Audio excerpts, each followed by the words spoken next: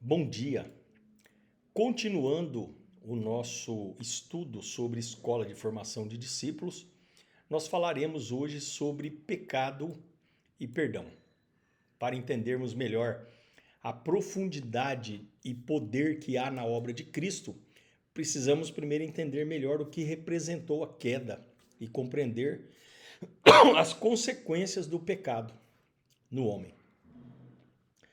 Quando Adão comeu o fruto da árvore do conhecimento do bem e do mal, ele abriu a toda a sua descendência acesso ao conhecimento desta árvore.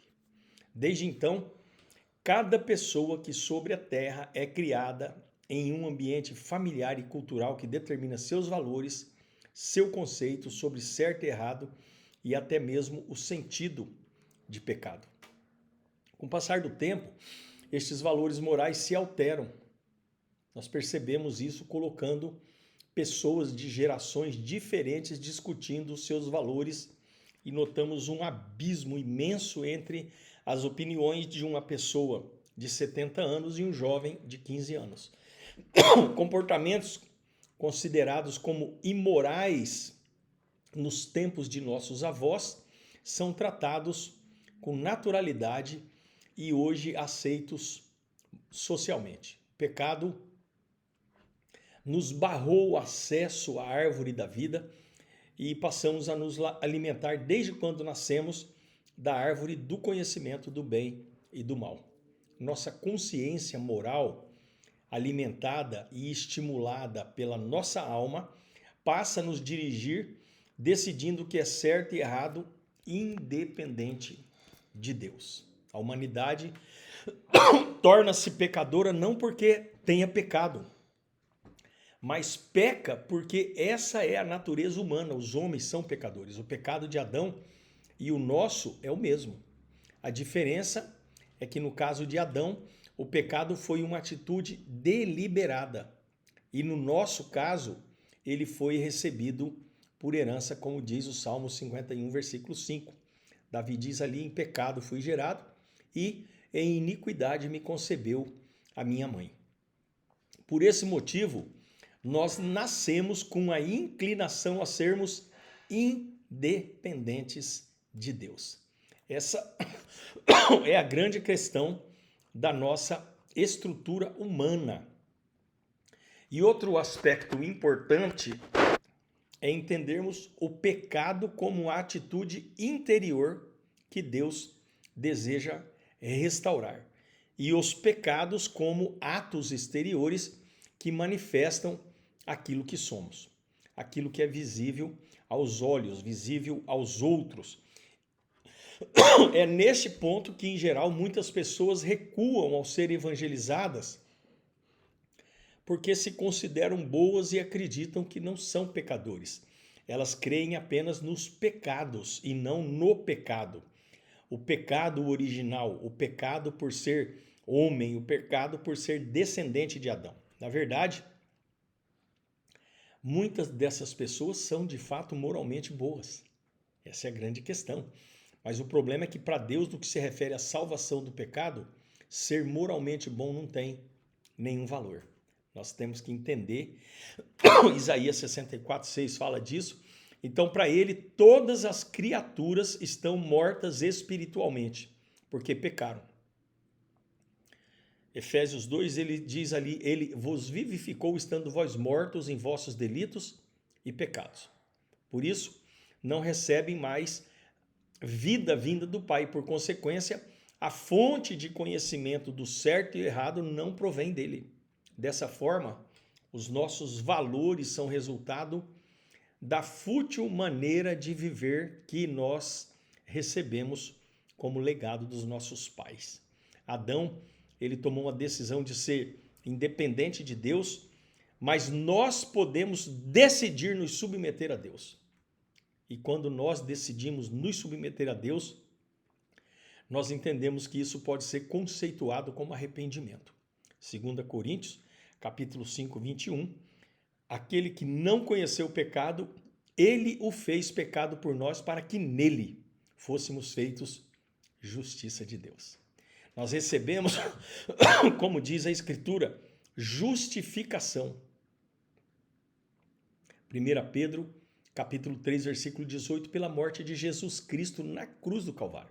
Nossos pecados foram lavados pelo precioso sangue de Jesus, porque como diz ali em Mateus 26, 28, sem derramamento de sangue não há remissão de pecados.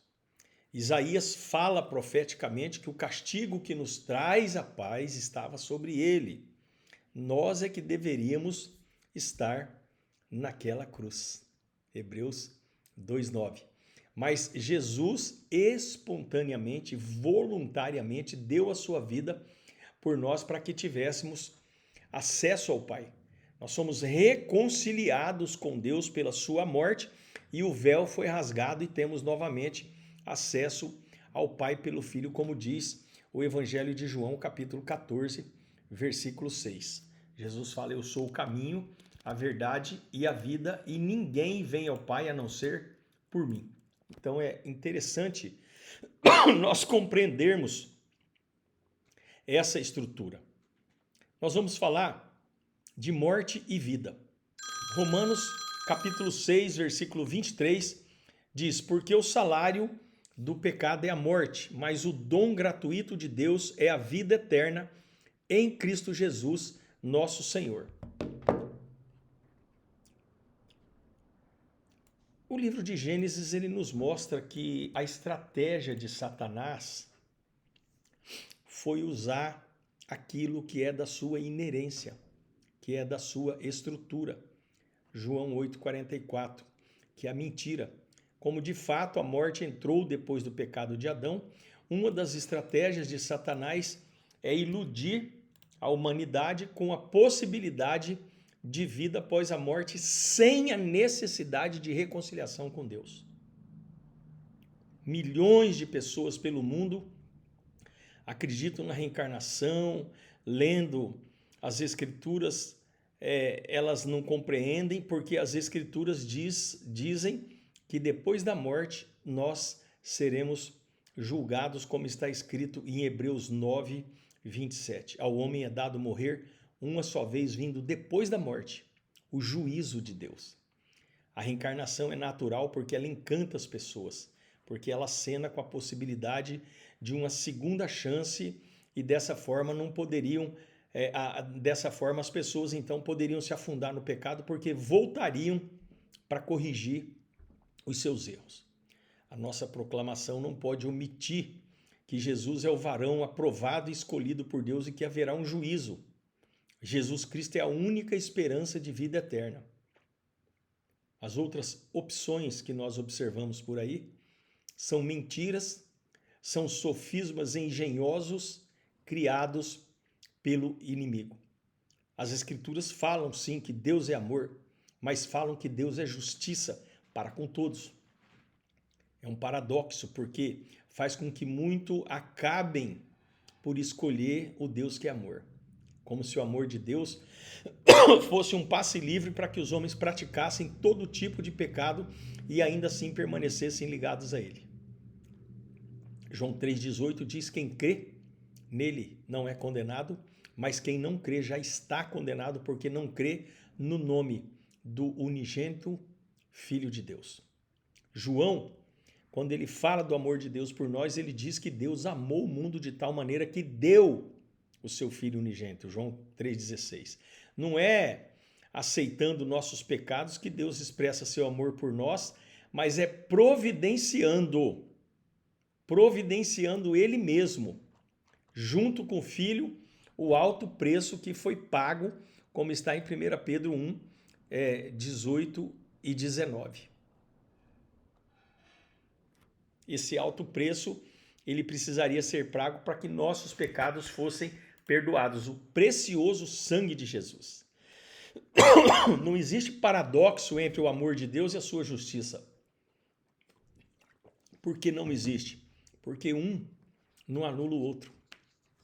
Enquanto o diabo continua enganando a humanidade, Deus apresenta uma solução poderosa e transformadora. Essa solução poderosa e transformadora tem um nome, é o seu Filho Jesus Cristo. Quem tem o Filho tem a vida, eterna. E esta vida presente em nós é que nos concede a verdadeira alegria, como diz Lucas, capítulo 10, versículo 20.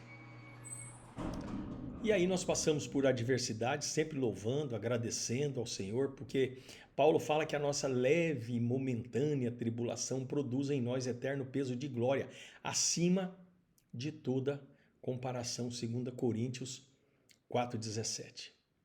Romanos 8,2 diz, porque a lei do Espírito da vida em Cristo Jesus te livrou da lei do pecado e da morte. Este versículo nos lembra uma importante realidade.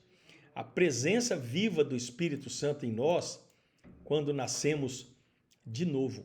Assim, a vida eterna ela não pode ser entendida apenas como algo futuro, mas um dom presente que nos capacita a viver de uma nova forma. Se somos livres do pecado e da morte, como nós vimos até aqui, por causa da obra redentora de Cristo na cruz do Calvário e do seu sangue precioso, a vida eterna, então, que em nós habita, nos capacita a viver de forma santa como verdadeiros filhos de Deus.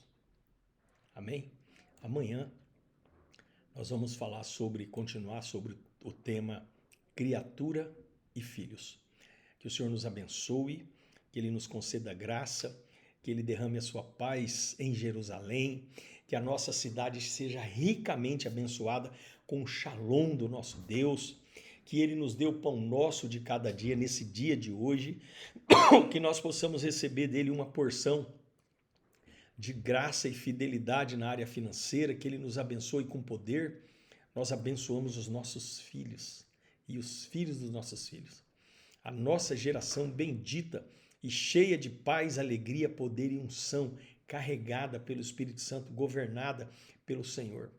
Que os nossos filhos sejam e continuem sendo abençoados em nome de Jesus e até amanhã, se Deus quiser, graça e paz.